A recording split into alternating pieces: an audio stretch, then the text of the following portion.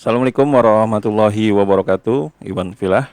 Pada hari ini kita baru saja mengetahui ada sidang lanjutan dari Tom Lembong ya, di mana di sini pada kasus korupsi impor gula, Tom Lembong mengatakan bahwa dirinya lega karena memang semakin lama kasus ini semakin terbuka. Ya terbuka karena memang dirinya itu dikriminalisasi atau terbuka bahwa dirinya itu memang tidak salah. Pada sidang lanjutan pada hari ini Senin 24 Maret, Tom Lembong juga menyinggung dakwaan jaksa yang menuding kalau mengeluarkan izin impor gula saat Indonesia sedang surplus gula. Menurut dia tudingan itu terbantahkan dengan beberapa saksi. Nah, hal ini tentu saja memancing reaksi publik karena mengatakan bahwa kasus Tom Lembong ini banyak sekali keanehan. Dan menariknya di sini bukan hanya masyarakat biasa, tapi di saat Tom Lembong baru saja ditangkap dan dijadikan tersangka pada kasus ini, itu para petinggi-petinggi yang berada di DPR itu juga mengajukan hal yang sama. Hal ini terungkap pada saat rapat dengar pendapat Komisi 6 kepada Kejaksaan Agung. Di antara mereka adalah bicaranya yaitu Benny Kaharman dan juga dari Demokrat ya, dan juga Muhammad Rahul dari Gerindra. Ya kita tahu kalau mereka ini adalah para pejabat atau partai yang mendukung pemerintahan. Tapi khusus di kasus Tom Lembong ini mereka sangat kritis ya, sangat keras bersuara kepada Jaksa Agung. Nah, bagaimana statement mereka di kasus Tom Lembong? Mari kita simak videonya berikut ini. Begitu Pak Jaksa Agung, Kejaksaan Agung maksud saya menetapkan salah satu menteri, ex-menteri di Kementerian Perdagangan 2015-2022, saya menyatakan salut dan kami mendukung penuh itu. Silakan lakukan. Tetapi ada pertanyaan publik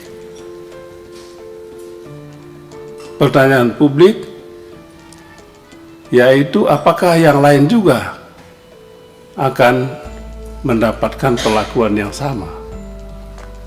Menurut saya, kalau Pak Tom Lembong pada saat ini ditetapkan sebagai tersangka, menurut saya itu hanyalah strategi Kejaksaan Agung.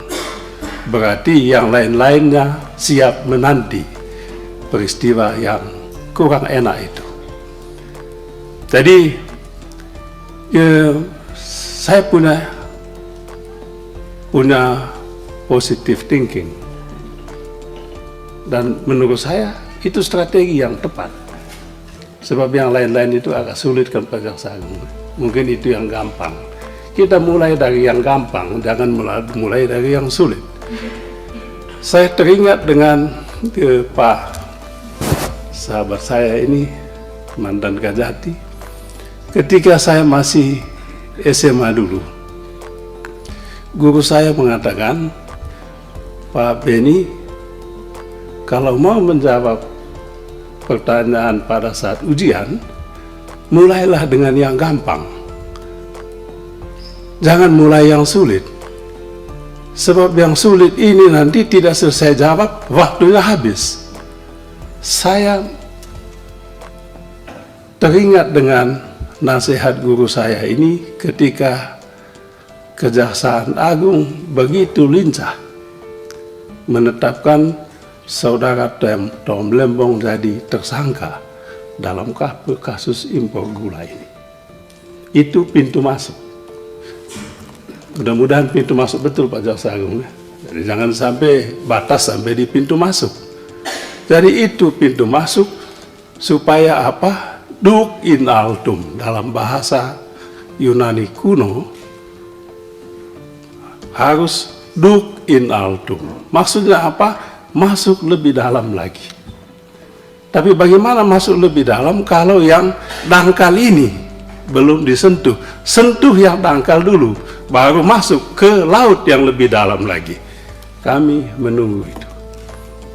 Kami juga berdoa supaya Bapak sehat, Bapak kuat, lebih lagi Bapak punya keberanian untuk masuk ke laut yang lebih dalam lagi.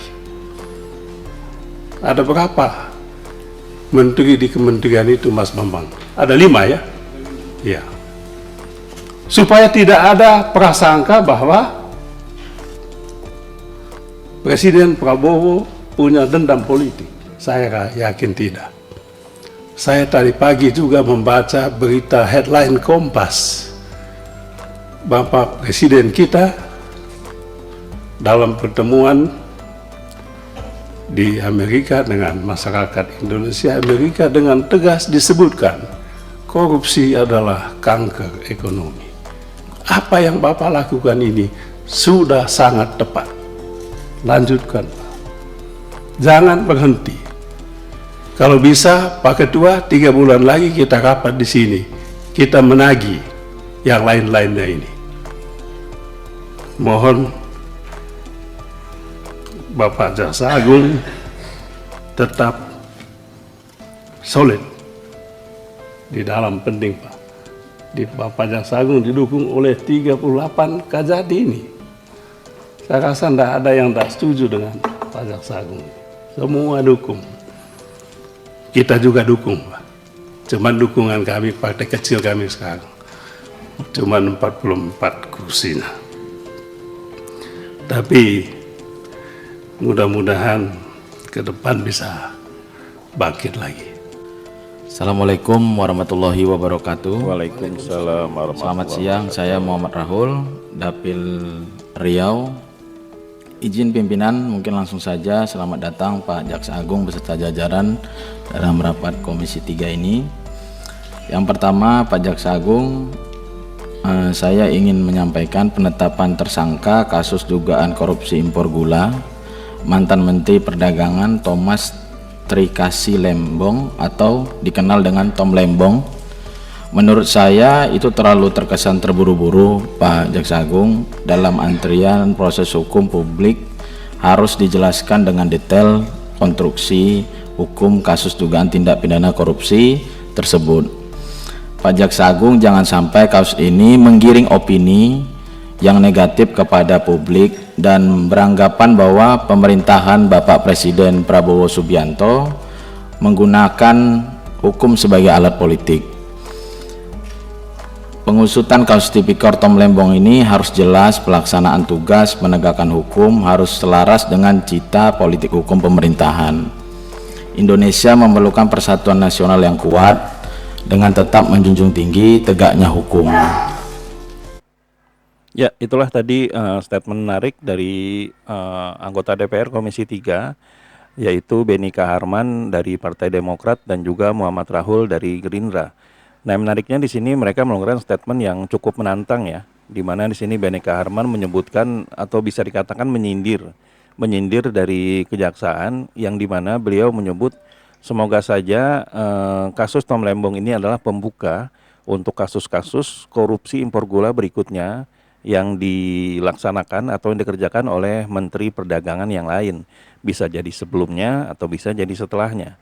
Karena memang Beni Kaharman ini menyebut Tom Lembong ini bukan siapa-siapa pada saat ini. Dia ini tidak terafiliasi dengan partai manapun dan juga tidak terafiliasi dengan pemimpin manapun.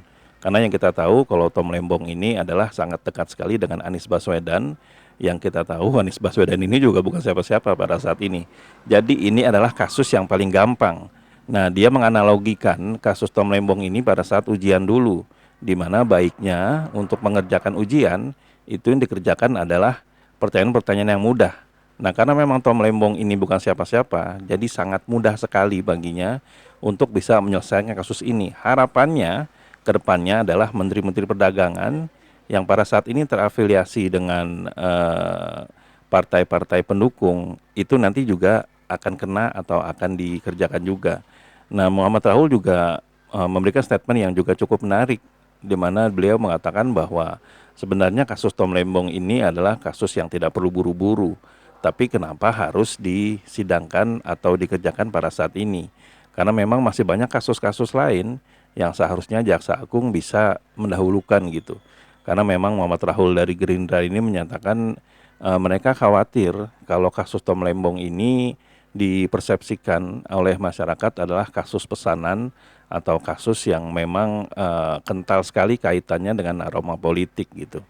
Nah jadi dari kaitannya antara RDP atau rakyat dengar pendapat yang diadakan pada bulan November 2024 ini dengan sidang lanjutan yang pada saat ini baru saja terjadi, itu memang sangat erat kaitannya ya, di mana banyak sekali keanehan-keanehan, dan semoga saja pada akhirnya kebenaran ini akan terungkap, karena memang kita tidak mau seorang pejabat yang banyak orang mengira kalau Tom Limbong ini adalah salah satu pejabat yang bersih ya, yang tidak korupsi. Bahkan pada saat ini beliau sama sekali tidak diketahui atau ada aliran dana kepada rekening pribadinya, alias Tom Limbong ini tidak mendapatkan secuil pun keuntungan dari kasus ini. Jadi kita berharap apapun agamanya, apapun partainya, apapun kondisinya, selama kita melihat atau menilai pejabat itu bersih, maka kita boleh untuk membelanya, bahkan bisa dikatakan wajib. Tujuannya apa? Tujuannya bersama agar Indonesia ini bisa menjadi lebih baik dan bebas daripada korupsi-korupsi yang memang sangat menyakitkan dan juga menyedihkan ya pada saat ini ya. Nah, gimana menurut rekan-rekan semua? Apakah sependapat dengan kita atau mungkin ada pendapat lain? Silakan tuliskan di kolom komentar ya. Iden Project pamit mundur dulu. Bila memang kami ada salah kata atau salah data, kami mohon maaf. Wabillahi taufiq wal hidayah. Wassalamualaikum warahmatullahi wabarakatuh.